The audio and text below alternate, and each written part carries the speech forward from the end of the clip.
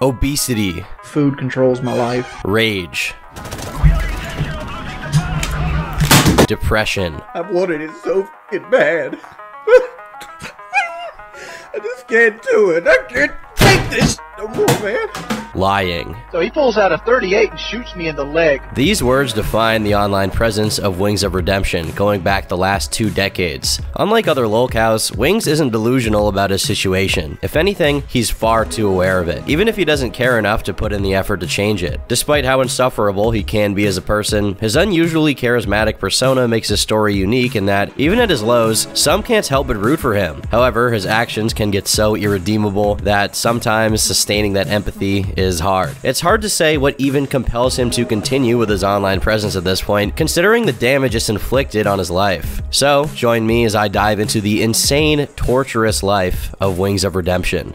On the 21st day of April in 1986, television presenter Gerardo Rivera opened Al Capone's vaults, and though very much was expected to come out of it, nothing was ultimately found. On the same day, in Conway, South Carolina, a teenage couple, alleged by their future son to be related to one another, was in the opposite situation. Despite not expecting anything to come from their immature relationship, a baby was on its way. Named Jordy McCready Jordan, he grew up alongside 2 siblings, though neither from the same father as his. When Jordan was just 2 years old, his father, who had been said to be an alcoholic, left the family, leaving Jordy to be raised by his grandparents. Very little is known about his childhood and teenage years, though a few stories from this period have lingered on, being reiterated by Jordan after he became a YouTube personality. When he was just 4 years old, he and his brother were playing baseball when, during a swing, his brother accidentally let the bat slip out of his hand, which then flew and hit Jordan in the head, cracking his skull open and landing him in the hospital. While many of the stories Jordan tells are of dubious veracity, this one hasn't been legitimately disputed as of yet. However, we can't say the same for another story dating to around the same time. When he was 5 or 6 years old, during a time when he was being raised by his grandmother and separated from his siblings, he saw an infomercial for a tape called Growing Up Wild, Kittens and Caboodles, which he immediately became infatuated with. After getting it and watching it, he became inspired by a part of it that focused on the common adage that cats always land on their feet. Due to the fact that there were kittens around his grandma's house, he immediately decided to test this theory out, pushing a cat off of a picnic table, and lo and behold, it landed on its feet. Whilst he was still reeling from having watched the tape, he was shooting a basketball in his yard when he felt compelled to assert dominance over the kittens that were still there. In order to do this, he picked up a 5-gallon bucket and trapped one of the kittens under it. Accidentally, as he retells the story, he forgot the kitten was under there and left it trapped until it presumably suffocated. While he has on and off retained the legitimacy of this story, he also claimed it to be a lie on many occasions, claiming that he thought the story made him more interesting. It could be that he did indeed lie, but it's equally as likely that it did happen, and he's actually lying about it not having happened. It's worth noting he's also told an identical story wherein he watched the Kittens and Caboodles tape and went on to endanger his cats, but this time, instead of trapping one under the bucket, he flung it up until it broke the cat's neck. And I just watched a video, Kittens and Caboodles, and it told me kittens always land on their feet. So I took this cat and I kept throwing him up to see if he'd land on his feet. Well, eventually the cat broke its neck. Oh my gosh. Considering how unlikely it is that there were 2 different instances of him killing cats in absurd circumstances, specifically after having watched a Kittens and Caboodles tape, the greatest likelihood is that one of them is a lie, while the other is unfortunately true. His defense for having done this was that he was just a little kid who didn't know any better, and to an extent, that's a valid defense, even if many of his future actions became so indefensible that even his justifiable mistakes get called into question. According to Wings, during his earlier life, one of his few extraordinary qualities was that he excelled at PE in school. Though it may be difficult to believe that this guy was the best athlete in his class at one time, during his childhood, he actually didn't have an issue with his weight. It wasn't until a foreign exchange student entered his class and outcompeted him that his eating disorder began. Thinking that the reason for his athletic shortcoming was his lack of muscle, he decided to up his caloric intake as much as he could. But because he was still a kid and had very little understanding of how things like dieting and caloric intake work, his way of going about this was asking for his grandmother to give him additional portions of the food he was already eating, regardless of whether the food was healthy or not. This resulted in him quickly putting on a lot of weight that consisted not of muscle, as he initially expected, but instead of pure fat. According to Jordan, by the time he got to high school, he weighed anywhere from 200 to 240 pounds, and since his adult height would eventually be 5'11", it's safe to say he was a few inches shorter than that in his freshman year. His weight problem became so extreme that he developed genu varum, more commonly known as bow-leggedness. As a consequence of his obesity, he no longer had physical education, as the only saving grace of his high school school experience, so he slowly became isolated and antisocial. As he describes it, being fat in high school sucked, and his favorite class was lunch. During this time, his GPA dropped to an astonishing 1.0, which only goes to show how truly dejected and demoralized he'd become. Even though he had completely given up academically, he still seemed capable of enjoying time with his friends, which is revealed by pictures from his yearbook, which held within it a congratulations to the students from the local Pepsi factory, almost prophesizing the very intimate relationship he went on to have with fast food and soft drinks. Though he did have a few friends, including Kelly, one of the very few people who stuck with him for the rest of his life regardless of his ups and downs, Jordy retreated from real life due to his failures and shortcomings. Despite that, he did retain his passion for competition from when he was good at PE, only this time he dedicated it towards various video games, a realm in which his physical attributes, or lack thereof, couldn't hinder him from excelling. It's also during this time that, at least according to Jordy, he was diagnosed with bipolar and social anxiety disorder, though he's never published any proof of this diagnosis online. Another story Jordan began telling about this period of his life, which many believe to be a complete lie, is the story of when he got shot. The story goes that when he and his mom were living in Section 8 housing projects due to how poor they were, somebody attempted to steal her old Monte Carlo.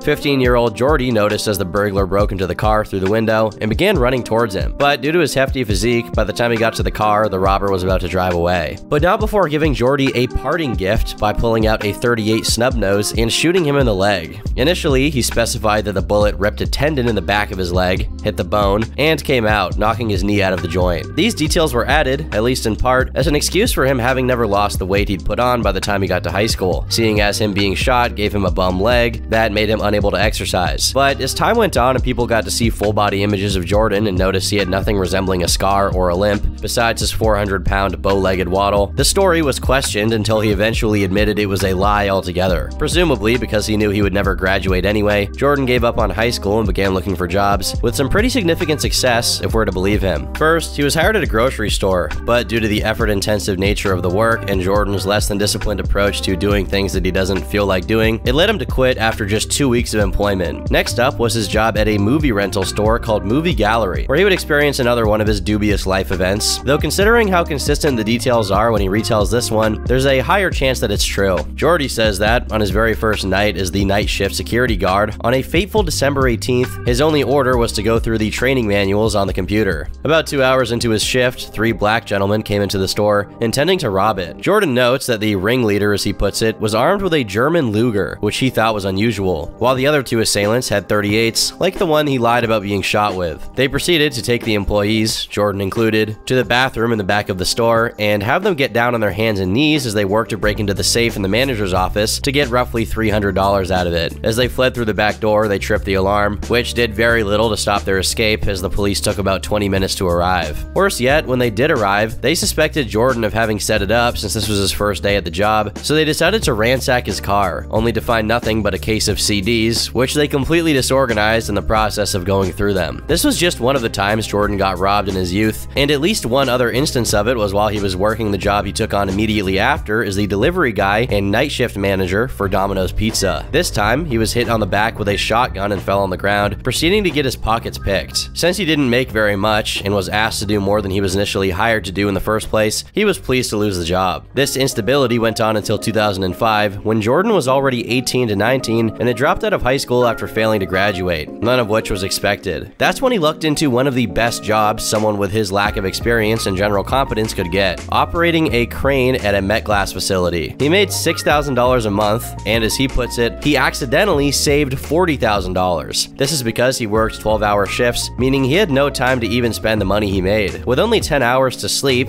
eat, and by eat, we mean going to a McDonald's drive-thru and getting a Coke and a sandwich, and of course play Call of Duty, which he often did to the detriment of his sleeping hours, causing him to go to work on 6 hours of sleep. But if 12-hour shifts aren't extreme enough, Jordan claimed he even occasionally worked up to 16 hours due to the fact that, unlike all his co-workers who had families and thus reasons to need to go home, Jordan only had a mom, so whenever someone would miss a work day, he was the go-to employee to fill in for them. He says he hated this job so badly due to how grueling the shifts were. When he drove to work, he wished someone would T-bone his car just bad enough to break one of his legs so he could get 6 weeks off. Regardless, if it weren't for the gaming and fast food he indulged in during these free hours, this grind could have been tolerable enough for him to be able to keep it up until he could buy a house and get somewhere in life financially, instead of living with his mom in a trailer park. It would be a quite different, and probably much better, road road for him to go down as a chronic underachiever who never graduated from high school. $6,000 a month is nothing to scoff at. He had a real shot at a good future. Unfortunately, that isn't how it went down. Just 2 years into this job, the US economy crashed, and to keep it as simple as possible, this meant banks were a lot less willing to give out loans to businesses. The issue is many businesses operate entirely on loans, and without them, they have to radically reconfigure their business model. One of these businesses was Metglass, and because of this, they had to drastically downsize and lay off many employees, one of which was Jordy, though they did mention that if production ever picked up again, he would be asked to return to his position. However, unlike the previous times Jordy lost a job, this time he qualified for unemployment, which gave him a decent amount of time to regroup and decide where his life was headed next without having to worry about his next paycheck. He then proceeded to use this unemployment money to get a gym membership and dedicate some of his free time to improving his diet and shedding the weight, all while developing skills in order to get a good paying job that would be less subject to the wild swings of the market. I've been Turkey Tom. Thanks for watching.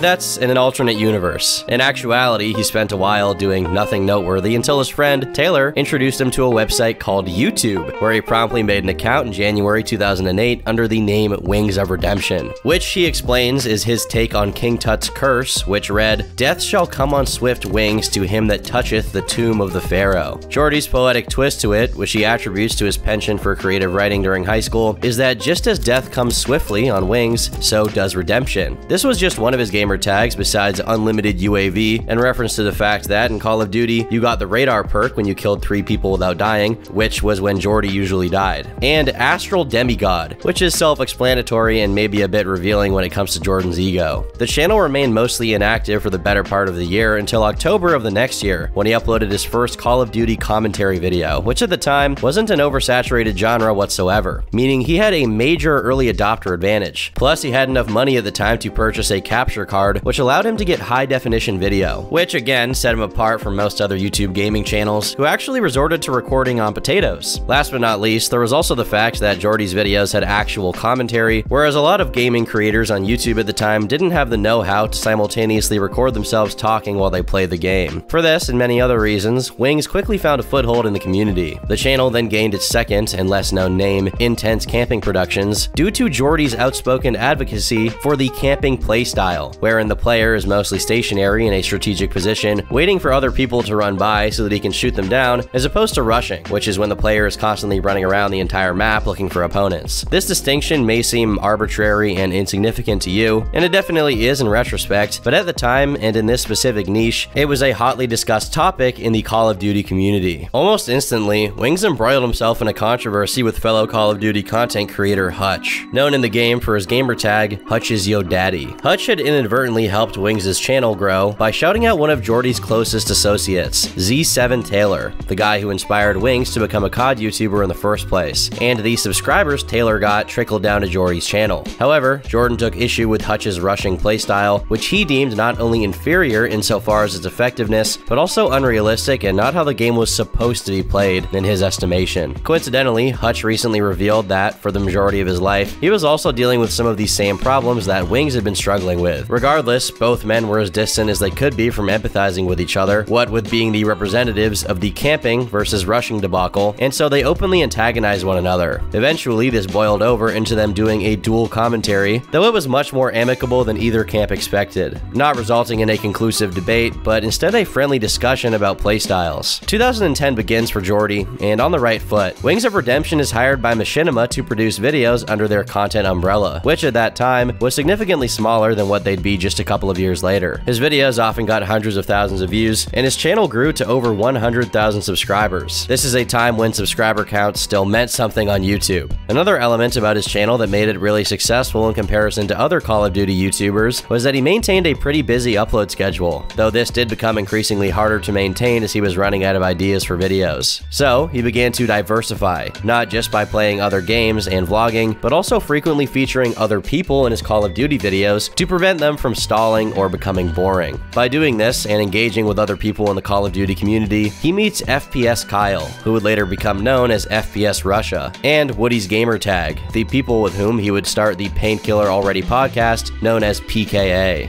Surprisingly, Jordy managed to have yet another almost immediately successful endeavor with PKA, partly because of his already established success as Wings of Redemption. However, I should specify that this success meant that it drew drew in raw viewers, but it hadn't really translated into an actual financial reward, nor did the Machinima partnership. Worried that his work with YouTube wouldn't turn a profit in time for his unemployment money to run out, in late April of 2010, around the time he started PKA, Jordy found himself another job, this time as a part-time 911 operator. As always, tall tales would ensue. While in one retelling he says he only works 3-hour shifts, in another he claimed to work for 72 hours straight, followed by a 48-hour rest period. However, one consistent element of his 9/11 operator story is that the most interesting call he received was from a woman who backed her car over her husband's turkey, which, as a proud member of the turkey community, I take offense to. 2 weeks into the job, Wings got his first check from YouTube, and immediately quit to focus on it full time. As a matter of fact, the money was so good that even after being offered his job at MetGlassback, he turned it down in favor of his online work, despite the potential instability that came with it. With how astronomically promising his prospects appeared at the time, it looked as if Wings couldn't get his priorities straight. Objectively speaking, Jordy was really good at Call of Duty, managing to monetize it and become one of the first ever professional YouTubers with a loyal community. Notwithstanding, he launched a successful podcast that, though it was directly related to the gaming community, didn't rely on gaming to attract and retain a viewership. For a guy with a background as poor as his, this is a stellar set of achievements. Regardless, he had a problem. He couldn't help but focus on the negative, to the point where he developed a kind of tunnel vision that prevented him from enjoying how good he had it. In the middle of 2010, he once again got caught up in a controversy, this time by making a harsh criticism of another COD YouTuber, That Guy Who Camps, saying, "That guy who camps has like a 1.4 KD ratio, and is a horrible player in general. I've played Search and Destroy with him a few times." This was in response to a negative comment on one of his videos. At this point, Jordan had already picked up the habit of compulsively replying to negative comments, a telltale sign that someone has ego problems and is extremely sensitive as a consequence. Signs that Jordy had a temper he didn't handle well were everywhere by this point, what with his many hints of having destroyed gaming equipment in anger during PKA episodes, as well as videos of people who happened to match up against him in Call of Duty games, only for him to rage quit when he was losing. The growing tension between Wings and the trolls in his comment section led to his channel blocking people to the tune of thousands, which, given his subscriber count of just under 100,000 at the time, is no small number. These lopsided exchanges Wings was having with his channel's haters, as he puts it, led him to become complacent and expect no further repercussions for his actions. What he didn't count on was that That Guy Who Camps was friends with none other than DJ Keemstar, who at the time led a group called Federation of Asshole Gamers, dubbed FAG for short, and decided to run a mass flagging operation on Jordy's channel. Some videos of this campaign still linger on YouTube, though many of them, including the one where Jordy responded to the campaign requesting they would stop, no longer exist in original uploads. Though very little of the history of Keemstar and Wings' first bout of conflict remains, we can bridge the gaps by looking at how it concluded. After a few months of the two and their respective fan bases going back and forth, while Keem never succeeded in taking Wings' channel down or blacklisting him from Machinima, Jordy responded with extreme prejudice and, at least according to Keem, was behind a successful campaign to take down the FAG channel. Machinima, seeing that two prolific creators of theirs were hurting each other's livelihoods over what is equivalent to a schoolyard fight, decided to step in and mediate to prevent any further casualties. On September 1st, 2010, fellow Machinima representative Mr. Sark hosted a conversation with the two, ideally so that they could iron out their differences and commit to a ceasefire. Despite Keemstar not having much to defend, having started the flagging campaign, which was absolutely abusing YouTube's system for his personal gain, Keemstar did make the valid point that Wings was being deceptive. In the middle of the video, Keem claims to have seen a conversation between Wings and a friend of his where he threatened lawsuits, which led him to believe Jordy was working behind the scenes to harm them and bully others into getting on board, all while he publicly posed as a harmless, innocent content creator who didn't want any part of the flame war. In the video itself, it's just Keemstar's word against Jordy's, but within a day of the original post, it was revealed that what the people actually got to see had been edited to preserve both Wings' image and Keemstar's privacy. In what's probably one of the most vile displays of internet tough guyism, Jordy asks if the recording had been stopped, and when given the confirmation, immediately began reading out Keemstar's personal information to him, saying that, had FAG successfully dropped his channel with the flagging, he was considering taking a trip out to New York, where Keemstar lived, meaning he was threatening real-life violence. Well, I got you here, DJ. We stop recording now?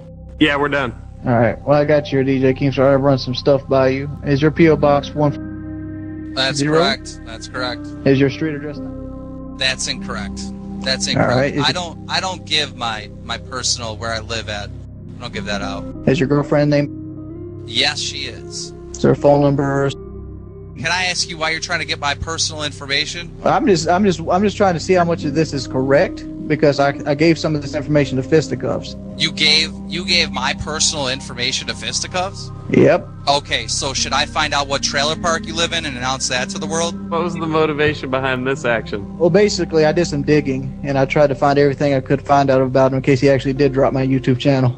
Though it didn't completely tarnish Wings' image when it came out, it was one of the first concrete signals that Keem was right, and Jordy had a penchant for bullying and scare tactics whenever he thought he could get away with it. Within 2 months of this major hit to his online PR, Wings dug an even deeper hole by uploading a video titled Beast Mode Engaged, wherein he spent most of it complaining about Call of Duty players with the kind of vitriol he usually reserved for the people in the comments. Again, he mistakes the lack of punishment he gets when he dunks on random people in the comment section for a sign that his tendencies to be negative toward other people are somehow a good thing worth putting up on his channel. Additionally, he seemed to think others would appreciate his elitism when it came to Call of Duty stats, which he evidently cared for way more than he should, as we'll later find out. The video was not received well whatsoever, which prompted him to make another one talking about it, but that did nothing to redeem the damage it caused to his image, especially as a representative of machinima. Not only did it get video responses lambasting it, but people in game forums were spreading the news that basically Wings was a toxic player. I just watched the video that you linked and another where he went 47-0. I always thought I was a stat whore, but holy shit, that's all this guy cares about. My KD in Black Ops just hit 7 at one point, but I realized that there comes a time when you have to have fun and not just think about statistics that mean nothing. He seriously needs to take this advice. From his videos, all I saw and heard were him camping, him talking about how good he is or how bad others are, and him whining that if people voice their opinions of him, he will block them, as stated in the 47-0 video. So he's afraid to take a little abuse, but he's willing to put up a video where he hates on some random person for 8.5 minutes for thousands of people to see. Boy, you sure are a stand-up individual. Besides his already notorious negative in-game behavior towards other players, over at PKA, Wings routinely revealed that he tended to break gaming equipment and even monitors in frustration over lost matches. What's frustrating is that he made no effort to conceal how expensive some of his stuff was, but even then, he seemed to not care at all when he destroyed parts of it, a fact that became even more egregious later on when he began to have money issues, but we'll cross that bridge when we get to it. As the year 2011 began, the focus shifted to more positive aspects of his online personality. For example, he bought and sent a specialized controller to a fellow disabled gamer and YouTuber, Act A Capper, a fact that he continued to mention well over a year after it happened, though Act A Capper was still very grateful, not only for the controller, but also for the subscribers that came with Wings' charitable act. Besides this, he also made a video promoting a fundraiser for the hyperbaric chamber treatment of a girl with cerebral palsy named Ashley Seals. After it successfully drew in $8,000 from donors, he completed the goal with another $2,000 out of his own pocket. I could be cynical and say this was exclusively done for PR purposes, but honestly, even if that is the case to some extent, what he did here is very admirable, despite his other flaws. On PKA, he and Woody discuss Ashley's situation, and Wings mentions the money won't be going just to her treatment, but also towards getting her a new wheelchair. I figured I'd step in and see what I could do to help. I mean,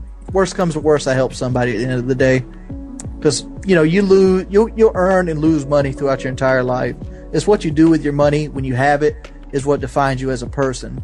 I mean, I could go take that $2,000 and buy like some sound system that I might sell later for $300, or I could take that $2,000 and give it to somebody and see a physical change in somebody's life and have a memory that will last me longer than a sound system. And that treatment was so successful that just a few months after, in a follow-up video on Wings' channel, Ashley is seen walking. Quite the silver lining on the dark clouds of these trying times. It was also around this time that he met his girlfriend, Shailene, through the dating website Plenty of Fish. Again, despite his many shortcomings and character flaws, one bad trait Wings definitely didn't possess is greed, almost to a fault. As soon as they started dating, he started supporting her and her 2 children financially in every way, even providing them with a car. Given how inexperienced he certainly was when it came to handling relationships, it's obvious he got overeager and started splurging on them as if they were his actual family already. However, since he had more than enough money to afford to do this, it didn't immediately create an issue. Another unbecomingly genius move from Wings was that PKA episodes, along with his other projects, were being live streamed on Justin.tv, which would later become known as Twitch. Over on the business side of his life, things ran smoothly. That is, until the fateful PKA 67 in August 2012, when, for a guest, they had fellow Call of Duty YouTuber The Syndicate Project. With Wings' entire life being Call of Duty, from the get-go, the expectations were high that there would be some kind of tension or argument over something related to the game, but no one expected it to get as bad as it did. Over the course of the podcast, Wings repeatedly belittled and underestimated Syndicate's gaming ability while bragging about his own camping playstyle, which culminated in him claiming he could outdo Syndicate in a zombies match, which was rich considering that it was precisely Syndicate's area of expertise, which added a lot of oomph to the claim. This would almost immediately prove to be a big mistake on Jordy's part, as not only Syndicate, but everyone present on the podcast immediately perked up, excited at the prospect of a competition between the two taking place as an after show to the podcast. Whoever won, and whatever point it proved, one thing was guaranteed: it would attract more eyes to PKA. Wings noticed that his mouth took him somewhere he didn't want to be, and tried to walk back his statements, giving excuses about how the game would take too long to finish and it just wouldn't be worth the time. However, after being thoroughly pressed to not back out of the duel, he conceded and accepted the challenge. The challenge he himself had posed, by the way. As soon as the podcast ended, the match began, and things seemed to be going Jordy's way. When he started dying and lost the vantage point he had acquired early on, the air shifted, and it was evident Syndicate was taking the lead at a very fast rate, causing Jordy to become audibly frustrated. As the match came to a close, Wings completely lost his temper, hurling insults at everyone else on the call and destroying his controller. Wings, did you spawn in? I broke my controller. You broke your controller? Yeah, keep fucking laughing, you fucking. Oh, Wings, I've been Oh, don't days. suck. Okay. Yeah, been there, man. You. Me? Why the f you stream that? It was your idea. No, I didn't say stream it. I thought it was your idea.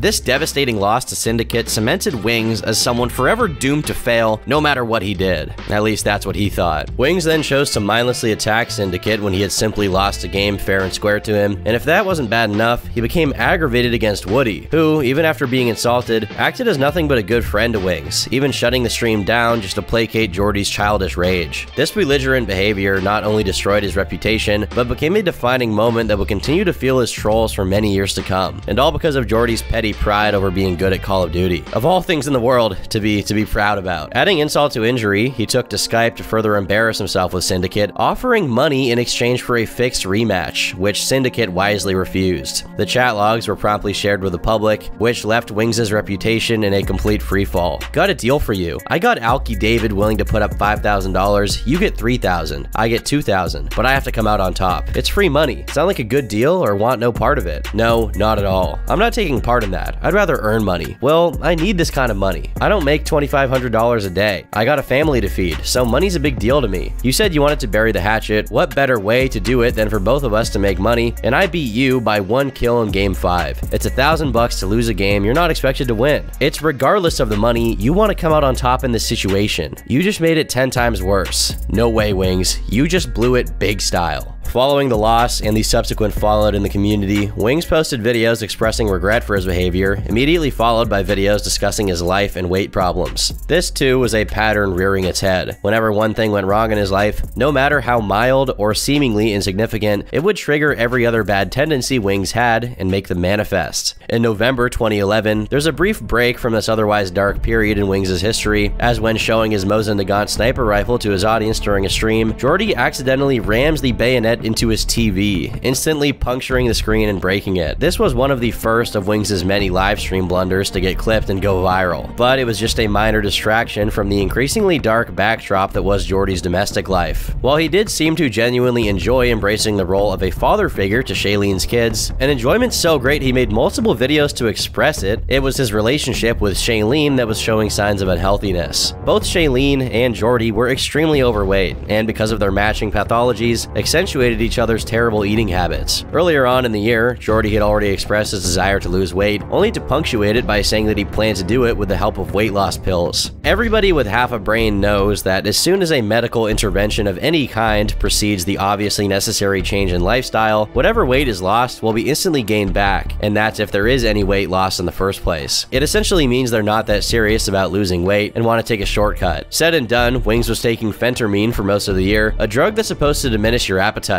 As is clearly visible through the rest of the year, it was not doing its job as Jordy continued to self-destruct via caloric intake. All the way up to October, he can be seen eating fast food in videos without a care in the world. In November, he starts doing a diet vlog, which he supposedly has started with Shaylene's cooperation. Unsurprisingly, very soon after, she's seen drinking drinking a large Coke in one of his videos. Even if his resolve was genuine to this point, it's clear he was actively being discouraged from living a healthier lifestyle by his environment. And for a guy that has as hard of a time losing weight by himself as Wings does, he doesn't need any encouragement to gorge on soft drinks and junk food all day. Finally, the year 2012 began, and just 3 months in, on March 8th, Jordy and Shailene break up, but only after he had already spent over $80,000 on her and her family. This raised more concerns about his ability to control his finances, which is of paramount importance if you rely on something as fickle as revenue from YouTube, especially back then. In the video where he talks about this, he reminds his audience that he made much more than an average person makes on YouTube, but that paying for Shailene and her kids stressed him out too much, to the point where he was beginning to struggle to even make videos. He also brings up the topic of getting a lap band surgery to lose more weight, which again signals how poor his perspective on weight loss still was after all this time. Exercise wasn't even a consideration, never mind a better diet. According to him, they sold the car they bought and split the money, which gave him some financial leeway. Around the same time, possibly the first ever compilation of clips of Wings raging while playing Call of Duty gets published. Casual followers of Jordy were being shown the full picture that his temper issues had a much wider span than the Syndicate spat, as there are clips in which he's making detailed death threats to someone else in a lobby. Even if he wasn't serious about all of them, the fact that he's willing to do that while being a relatively public figure and indirectly representing a company shows how emotionally maladjusted he was. Just 5 months later, he found himself a new girlfriend named Brandy, but the joy was dampened by the fact that his channel's growth had slowed significantly after reaching 400,000 subscribers. It's bad enough that his channel had stagnated, but it's worth noting that he was falling way behind creators who he had originally come up with. For example, Woody's gamertag, back in 2010, was still on his way to hitting 10,000 subs when Wings was already in the tens of thousands and continued to grow with ease. Fast forward to 2012, and Woody had comfortably surpassed the 1 million subs milestone, while Wings had just managed to crawl his way to the 400,000 mark. As his average view counts began to decrease despite his incessant upload schedule of up to 3 videos a day, so did his income, though this didn't stop him from buying another truck. At this point, Wings' vlogging content started to become more prominent on his channel, partly because it required less effort, and partly because he wanted to see if another form of content could potentially be successful besides his gaming stuff. Unfortunately, this apparent lack of direction further hurt his channel's ability to pull in views. All of this led Wings to make a Hail Mary effort to try and regain momentum. His idea to accomplish this was to put together and post an elaborate video celebrating his channel's milestone of 100 million views. However, when it underperformed in regards to his expectations, it plunged him into a downward spiral and led him to exhibit the kind of negativity Wings eventually became synonymous with. On Twitter, he made multiple threats of doing something drastic. While there's no concrete evidence of what exactly was said, in September 2012, multiple YouTubers from the Call of Duty community made videos addressing the situation, including more well-known names like Overtflow and Nadeshot. The short of it is, just a little while after involving himself in some drama with his opinions on the Call of Duty competitive gaming scene, Wings took to Twitter to despondently complain that his videos were steadily declining in views, as exemplified by the failure of his milestone video. This worried him because of his financial dependency on them as his livelihood. Plus, he was in debt to the IRS due to his failure to pay taxes for his peak earning period, further stressing his necessity to make money. All of these feelings of pressure and hopelessness led him to suggest he was considering dying via a confrontation with the police, something that wasn't taken lightly whatsoever by the COD community. In response to these tweets, someone told him to keep himself safe, if you know what I mean, to which Wings responded with, "If I do it, I'll take El Presador with me." Again, this added fuel to the fire since Jordy was pairing very serious claims with seemingly petty beefs he had with other people from the community, which made his online meltdown look like it was done for attention. Not only did El Presador join into this spat, threatening to call the FBI on Wings over what he was saying, but other people from the community such as White Boy 7th Street and D Ranker chimed in, saying Jordy had never worked a real job and was just doing what he was doing for attention. All of this culminated in a nearly 2-hour-long intervention held by Keemstar that included everyone involved in the situation. For most of it, White Boy goes into detail about his reading of Jordy's episode, saying that he's doing what a 13-year-old girl would do by threatening radical things to get attention. Adding to this that when Wings is in a favorable position, he brags and talks down to other people, but whenever he's mildly inconvenienced, he puts on the role of a victim and acts like it's unfair that he's in the situation he's in. This is backed up by the fact that early on in the video, Wings is gloating about how much more money he makes online than D Ranker does in his real job, immediately followed by him excusing his financial instability with the claim that he supports 9 people with his income, and I actually have no clue what he means by this, considering that at this point he was no longer dating Shailene and should have some level of financial freedom, and even if he was dating Shailene, that would make him plus 3, not 9. 9 people. Later on, when he's confronted by White Boy about his behavior on Twitter, Jordy's defense is simply claiming White Boy makes way more money than him and thus could never understand where Jordy's coming from. You actually couldn't make someone look like more of a hypocrite if you tried. Not to validate or entirely invalidate either side of this discussion, but to act as if the sole cause of Wings' behavior is his financial situation is willful ignorance at the very least. When White Boy doubled down on accusing Wings of making fake threats to get views and attention, Jordy reacts by throwing his microphone away in anger, only solidifying that the real underlying issue is Jordy's absolute inability to face anything resembling a challenge. This is just one of the many moments that make it clear that his problems run much deeper than him not getting as much money or as many views as he thinks he deserves. On the other hand, this intervention does hold the surprise of Keemstar being the voice of reason, or at least one of the voices of reason along with Woody, who also participated in the episode. Both of them spent a good amount of time reassuring Wings that he not only could, but should reinvent himself. And even if it didn't immediately pay off, it would eventually, with a little time and effort put in. Unfortunately, Jordy's self-pity spoke louder than any of the sensible advice that people on this call could provide. Perhaps the most tragic part of it is that Woody still seemed to deeply care about Jordy and was intent on defending him even when Wings did his best to be indefensible. In regards to the veiled threat towards El Presador, Wings played it off as if it were an obvious joke and that not only did he not even know where Presador lived, but even if he did, he could have no way of getting there. If it were any other person, maybe that excuse would fly, but considering Wings' wide arsenal of guns and his previous threat against Keemstar's life, El Presador had a lot of reasons to take it seriously. While the rest of the year played out uneventfully, with one exception of KSI dedicating the beginning of his diss track to Wings, 2013 held even more blows to Jordy's stability. His upload schedule slowed down further and further due to him losing hope and recovering his audience, and getting bogged down in the mire of his own pessimistic thoughts. Eventually, this led Wings to get dropped by Machinima, and he had to join another content creator group, Fullscreen. On a small side note, it's a little strange to remember how big of a deal these were on YouTube before monetization became what it is right now and made them pretty much irrelevant. Machinima and Fullscreen eventually merged into one company before receiving the death blow in 2020 and apparently ceasing to exist altogether. But back to Wings, his changing creator groups coincided with him now only managing to get half the views he used to, and consequently half the money, straining his finances even tighter than they already were. Just 6 days into his partnership with Fullscreen, he was asking people on Twitter and Facebook how to leave their partnership due to how slow their support was, and his account being used by the network to like the content of their other creators, something he claimed was hidden in the contract. If that sequence of events wasn't bad enough already, in June of the same year, Brandy broke up with him, sending him deeper into the abyss of his depression. The continuous decline of Wings' online presence, and the very real, looming possibility of him losing a source of income took a severe toll on his mental state and personality. But the breakup pushed him over the edge, as he lost one of his last sources of validation. All of this led to him posting a video he later deleted called Rock Bottom, where he showed an unusual amount of honesty with himself. I fail at every diet I take. I fail at every workout regimen I ever do.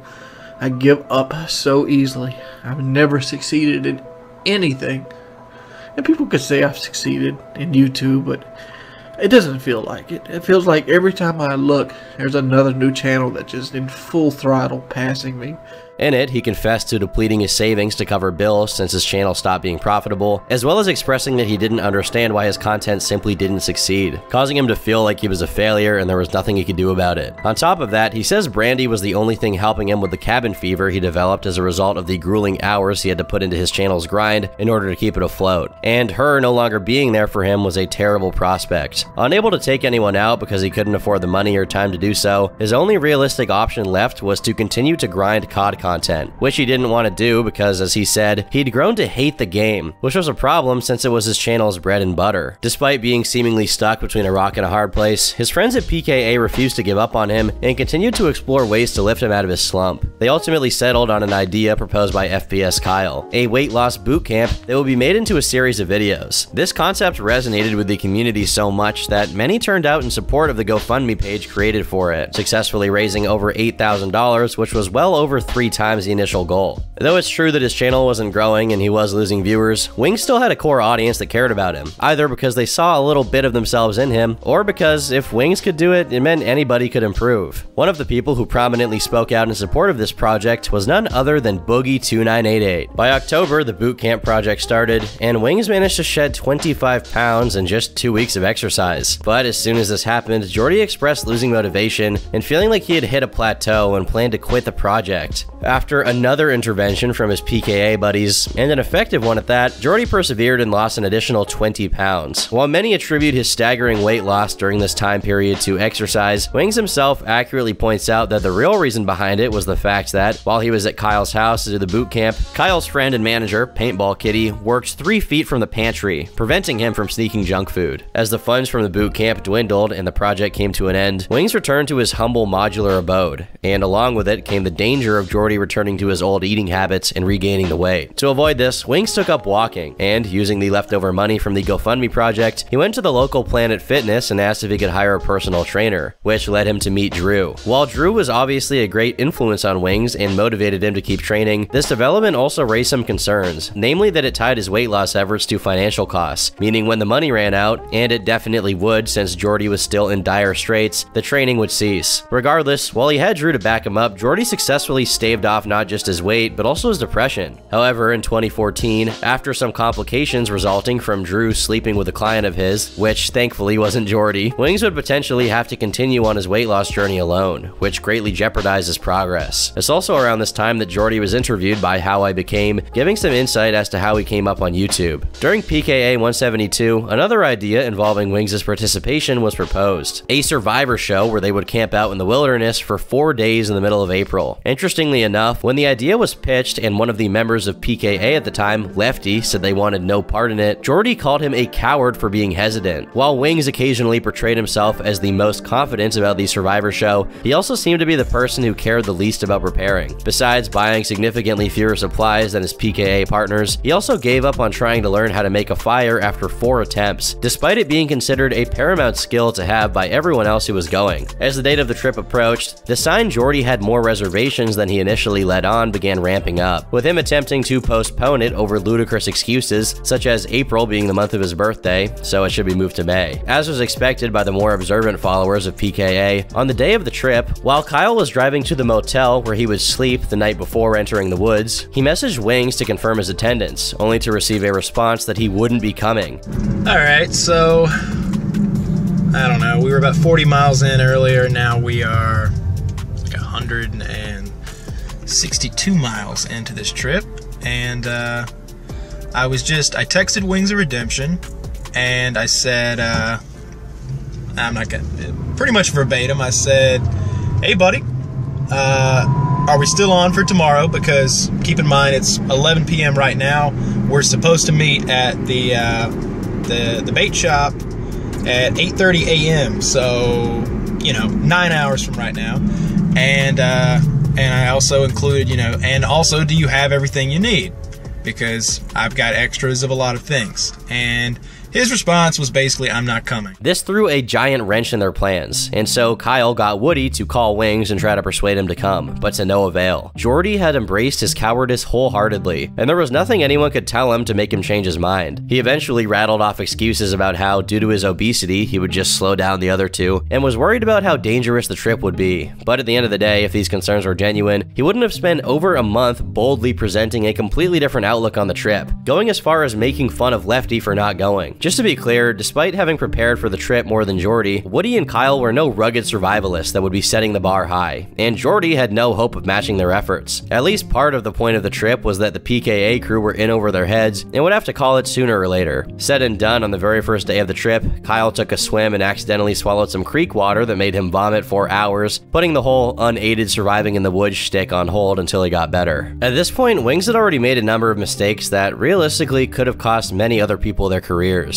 but somehow he was still afloat. However, this time it was different. Kyle in particular took great offense at his blatant lack of camaraderie. After all, these were people with whom Jordy had been podcasting for the better part of a decade and who considered him a relatively close friend, and he was careless enough to only tell them he wouldn't be a part of the survival trip at the very last minute. Kyle considered this to be the straw that broke the camel's back, and his feelings about this situation are evident in that the first video he recorded as he made his way to the wilderness ended very abruptly and was noticeably edited because he had cut cut out the part where he spoke his mind about what Wings had done, presumably with a hefty helping of expletives. In a comment, he explains, "I was pretty pissed off that night, and a little right now actually, but I decided to just cut out about the 2 minutes of this video and a lost video from the next morning at the hotel. What I said was appropriate at the time, but not today, and since I'm uploading it today, I cut it." Over on the PKA subreddit, Kyle explained in better detail what exactly went down, saying, "I have to say I'm done with Wings' bullshit. I texted him and asked him if he was good to go and had all of his gear, and he replied flatly that he wasn't going. Keep in mind, this is only 10 hours before he was supposed to meet us in North Carolina. He didn't give us a month's notice, 2 weeks, 1 week, or even 1 day. Hell, he didn't give any notice. I think if I hadn't texted him, he'd have simply not shown up tomorrow, which is basically what he insinuated later in our conversation. Another thing to consider is that the reason I didn't invite Syndicate is because of the drama that Wings started with him like 2 years ago. So now we're going in with 2 people instead of 3 or 4, and it's all because of him. I was absolutely disgusted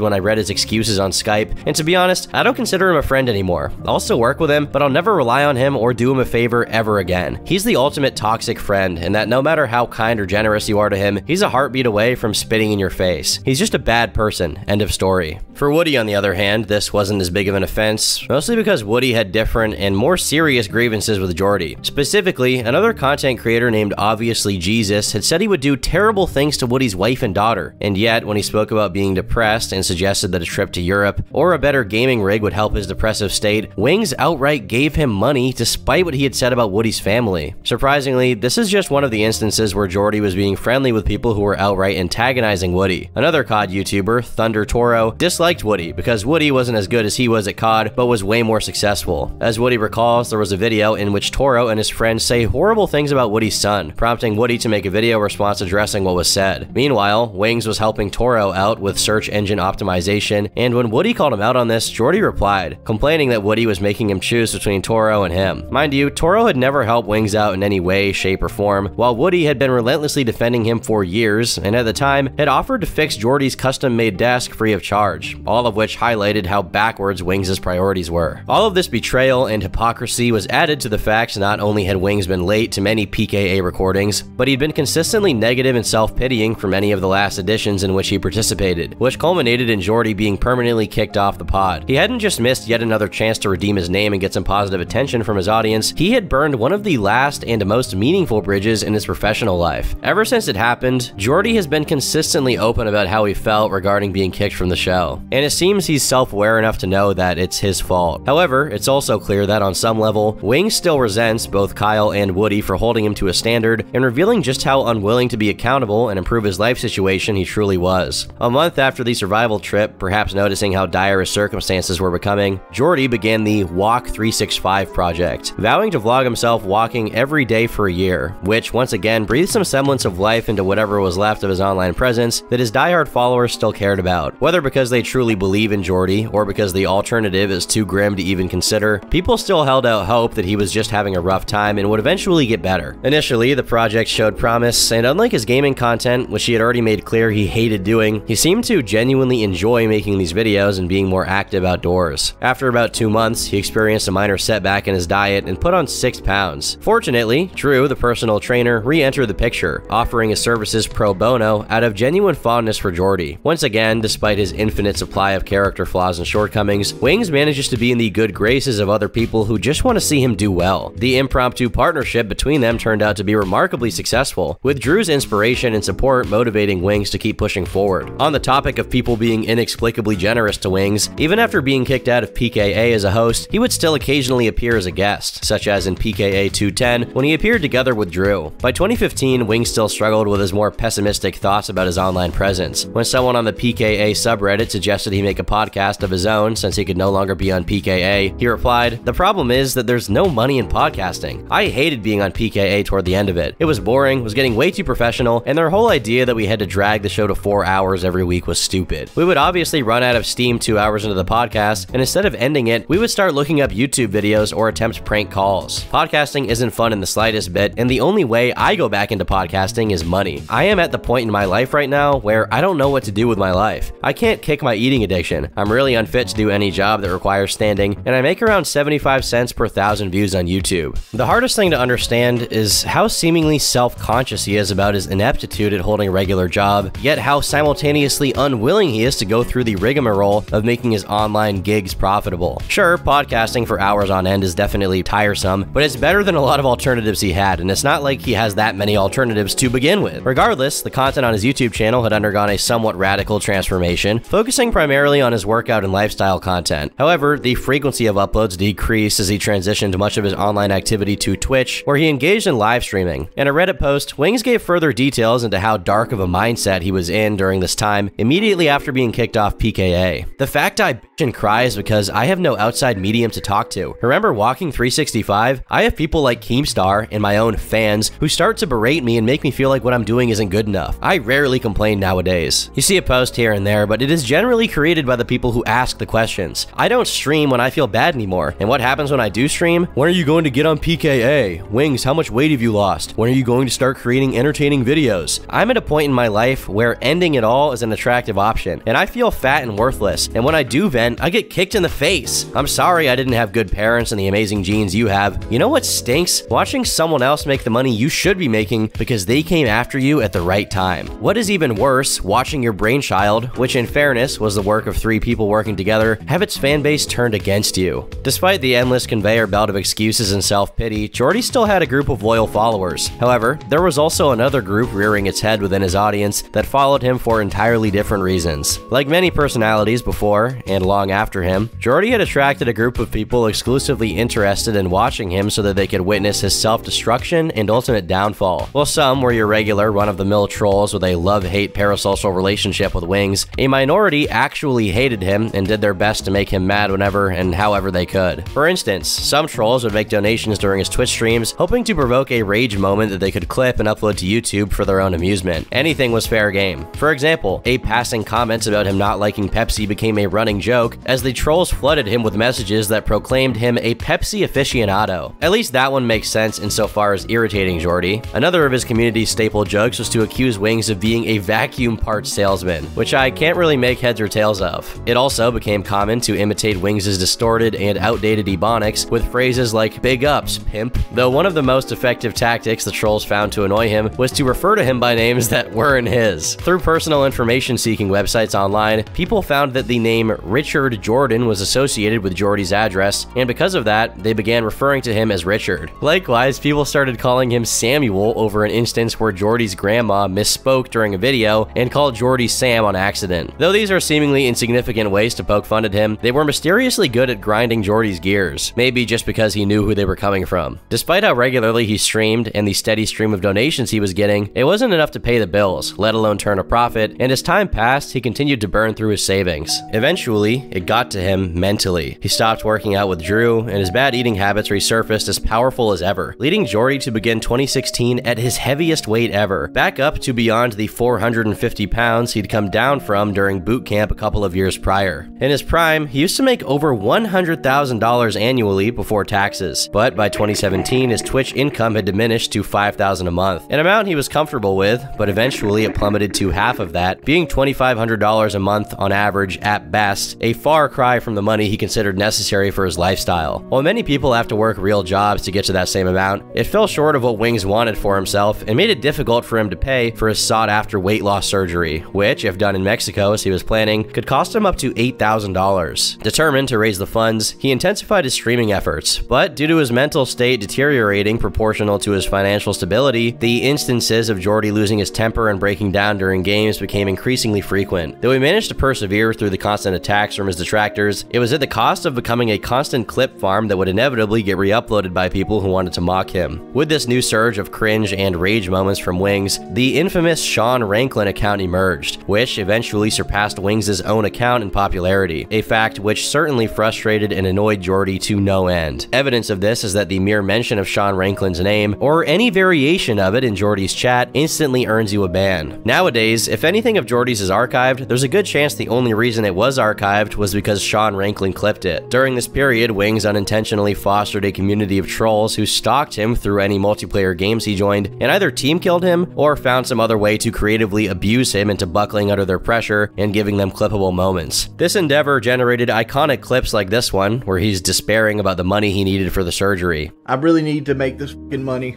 I really wanted to get this fucking surgery, man. I wanted it so fucking bad. can't do it. I can't take this shit no more, man. All I wanted to do was, like, I was fucking lonely. I wanted to just fucking stream and have a good time, man. Have a good game. I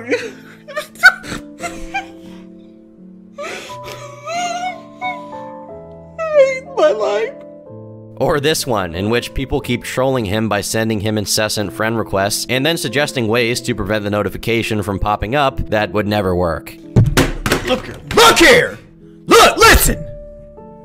Appearing offline does not fucking stop it, so stop giving fucking advice you know nothing about. Eventually, another troll account surged in popularity in the wake of this era, Liquid Richard, who was solely responsible for the most successful musical renditions of Jordy's highlights, or lowlights. If you continue to say Richard, whether you're a sub or not, I'm just going to get ready for you for 24 hours. I'm banning anybody trying to give me advice. But the clips weren't the only thing being compiled. Jordy's wise words were recorded by the scribes of his short-lived subreddit, containing gems such as, "Who needs pussy when you can have Pepsi? I'm being accused of being fat. I'm gonna have a surgery, and I'm gonna have the hair from my nuts put on my face. My nut hair grows like wildfire."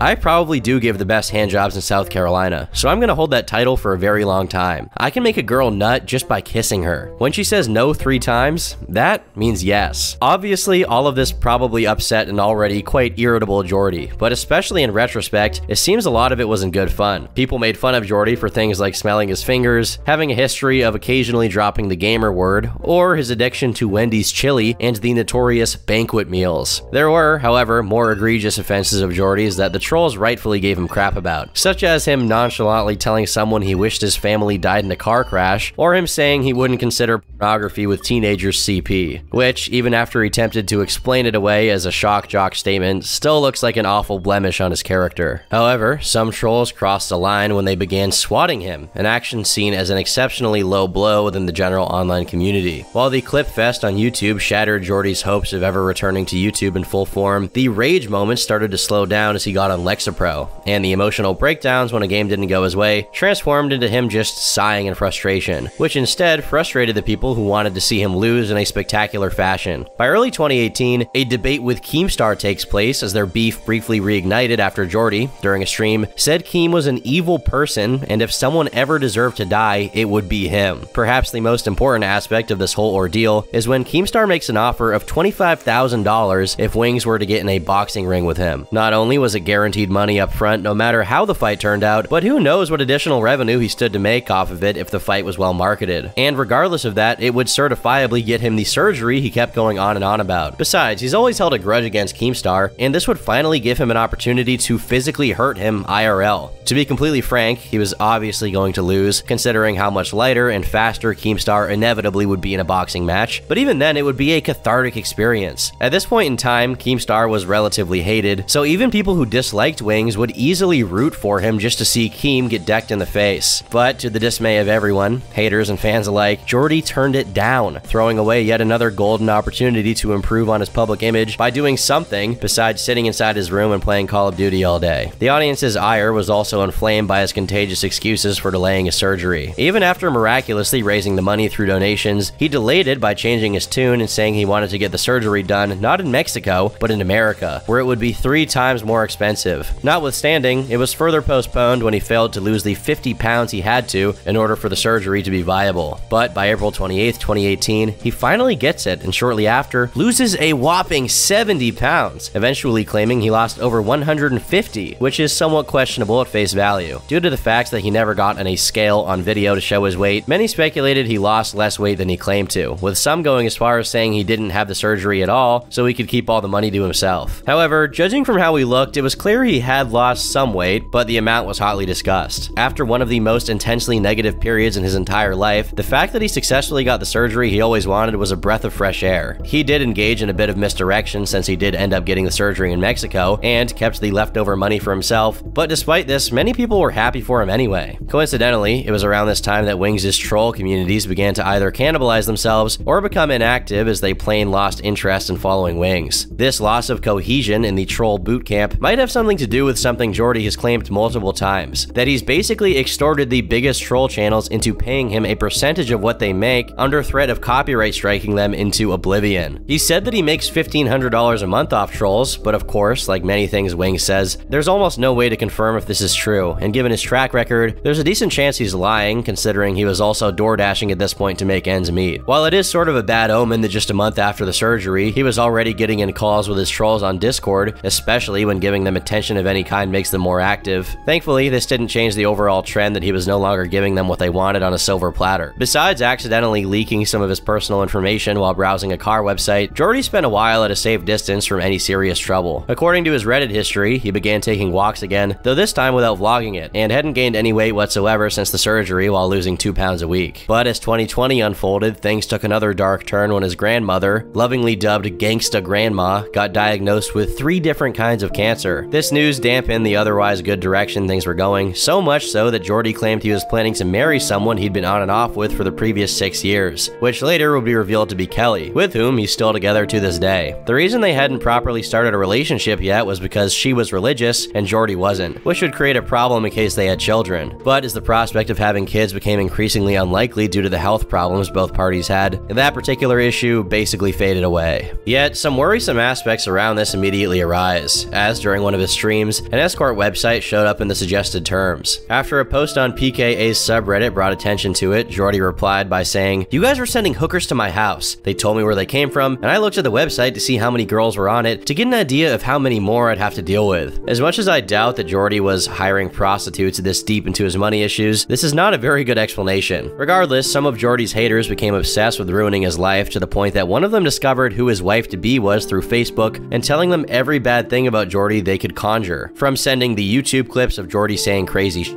and raging to telling them he was only marrying her for money. These actions culminated in the marriage being temporarily called off, which obviously upset Wings and sparked wide speculation that the marriage falling apart would cause him to relapse and start stress eating and beat the surgery. Thankfully, Jordy and his fiancée eventually reconciled and the wedding plans were back on track. However, once again, this brief moment of joy is almost instantly followed and overshadowed by a meme that began circulating online depicting the couple as if they were serial bank robbers. Police say a man and a woman have been busy robbing businesses on the Northwest Side.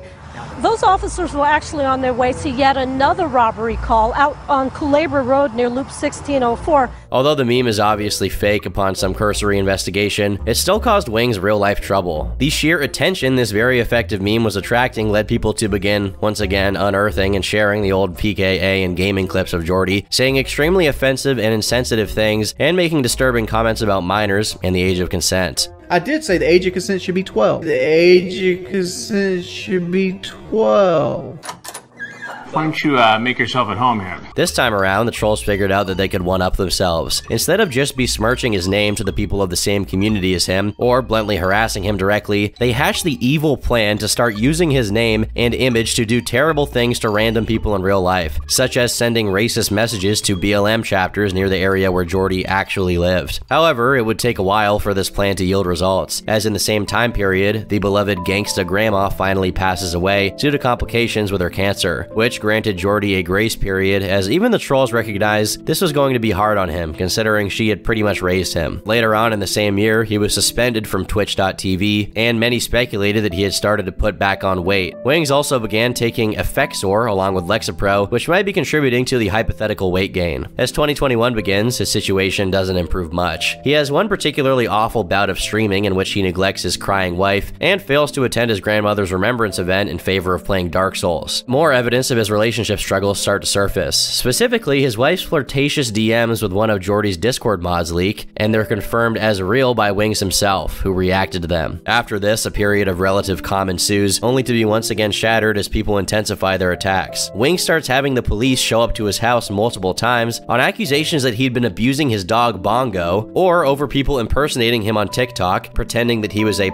pedophile or kidnapper. Amidst this chaos, pictures of his genitalia sent years prior leak, leading to more trouble with his wife's family, and Jordy expressing his insecurity about it while streaming with his wife. It's worth noting how infinitely tolerant Kelly is of not just everything Jordy does, but also the insanely vile things that his chat says about them. I don't know if this is wholesome or if she's out to lunch to the point where she's inoculated to the abuse. In any event, despite the rocky moments, their relationship seems pretty stable, which goes a long way to keep Wings sane and operational. However, online things are a lot less peaceful. Jordy gets a series of posts made about him on the subreddit r/IamATotalPOS to further denigrate his image. Though to be fair, this is done exclusively through the employment of things he said while on public streams. As this succession of hardships continued, Wings faced yet another setback when he got banned by DoorDash, losing one of the last potential sources of conventional livelihood he had, and consequently causing him to be even more dependent on the stream of income he got from streaming. However, him no longer being a driver for DoorDash surely didn't prevent a flurry of DoorDash deliveries from being sent to his house relentlessly, which understandably bothered his wife a lot. Around the end of 2021 and the beginning of 2022, Jordy had his PSN get hacked twice, and the second time this happened, the hackers demanded he join their Discord server and talk to them in order to get it back. Rarely is a lolcow milked so viciously. Jordy obliged and antics ensued, as you can probably imagine. The call with the hackers was eventually joined by Tipster, of all people, and once again Keemstar, who seems to be present in all significant moments of Jordy's life for some mysterious reason. Keemstar truly is the angel of death. Another moment happened around this time, with Jordy's longtime neighbor giving an interview online purportedly to expose what a truly horrible individual Wings was behind the cameras, as if the stuff in front of the camera wasn't enough to get people to hate him. However, Aaron, the neighbor, eventually apologized and retracted his statements in a very strange stream with Wings. Though he said he was sorry and that he was either lying in the interview, or it had been highly edited to make Jordy look bad, many of the claims he made about Jordy were pretty much unexplained. One particularly egregious accusation involved Jordy having done something to his sister, but upon release of the full uncut interview, it turned out all that had taken place was that Wings had made a rude comment about his sister stinking during puberty, which is pretty fitting for a guy as tone deaf as him, but if he was a teenager when he made that comment, I think it's not a big deal. In the middle of 2022, one of the troll campaigns used Jordy's likeness to claim he was a teacher named Bernie Gores that sacrificed himself to save the lives of kids at the shooting in Uvalde. This one got so big, the New York Times wrote an article covering it. To be honest, as far as trolling goes, this is one of the best examples, as they just falsely make him out to be a hero. Feeling misunderstood and wrongly judged as a bad person over the clip material of him on YouTube, Jordy took to Reddit to clear the air once more. I'm tired of seeing this narrative that I'm the scum of the earth. Did I get upset at people in video games? Yes. Did I say a lot of edgy stuff on a comedy podcast? Yes. Do any of these things make me a terrible human? No. I've never hurt anyone or broken any laws. Every chance I had a chance to help someone, I've usually taken it. There's a reason why most people's grievances with me almost all stem from Call of Duty. I'm a poor sport and super competitive, but it doesn't make you a bad person. A bad person is someone who consistently attacks people's ability to support themselves while being cheered on by the dregs of society. An army of NEETs that have convinced themselves that myself is the reason they're not doing anything in life. I helped mold communities and gave many major channels their start. I always wanted to highlight people who had something creative to bring to the community, even if I wasn't good at it myself. The sad reality is I'm a fat man who's a recluse that's trapped in a situation because of taxes and work gaps. I spent a lot of time needing to be medicated and wasn't, and now I'm paying the price. I'll say this one more time so hopefully it hits home. If you are 22 years old reading this, you were 10 when I lost a syndicate, and you were 11 when the vast majority of the edgy things I said were said. It's been 8 years since I was a PKA host. I don't think I'm a bad person, and it hurts my feelings to get this narrative. I'll let you guys be the judge of the legitimacy of this post, but I mean, there are some reasonable points made, in my opinion. It's worth noting this post got almost 2,000 upvotes on the PKA subreddit, and as attention on Jordy spiked up again, both positive and negative, fans of PKA began asking Jordy to return to the podcast, but at the time, they had no interest in reconciling with Wings to the point of having him back on as a host. In July of the same year, Jordy reported that his videos were being falsely copyright claimed, and even though YouTube wasn't his main thing anymore, he still occasionally uploaded there, and having someone use copyright strikes to abuse your channel is one of the most annoying things that can happen to you on the platform. If you get 3 copyright strikes, it can actually jeopardize your channel's standing. Luckily for him, his channel managed to survive, and amidst these difficulties, an idea emerged, one potential path to actual redemption in the public eye. Well, either that or the last straw that would forever seal his fate. With Keemstar's help, he was offered the opportunity by Misfits to fight another widely disliked figure, Boogie2988, for 10 grand each. After trading a few playful insults online, the time time came for a fight to take place. From the moment Jordy appeared, he was already visibly more confident than Boogie, as Wings rapped during his walkout into the ring and proceeded to pummel Boogie to a pulp, winning in the first round. As much as there are genuine reasons to dislike him, many people saw this moment as Jordy's redemption, and to be honest, I can't blame them. For a 400-pound depressed and anxious man, this is the closest thing to glory. He celebrated the win by asking for a PKA reunion, and ever since then, no particularly negative event has taken place in Jordy's life besides a kidney stone that he safely passed. And since then, he also managed to get a decent career opportunity. Keemstar has been throwing around the idea of a lolcow podcast for over a year now, but never managing to get the cast together. The pitch was for Wings of Redemption, Boogie2988, and Darkside Phil to be the hosts, with it being a talking point on streams and podcasts for a while now. We're trying to put together a show,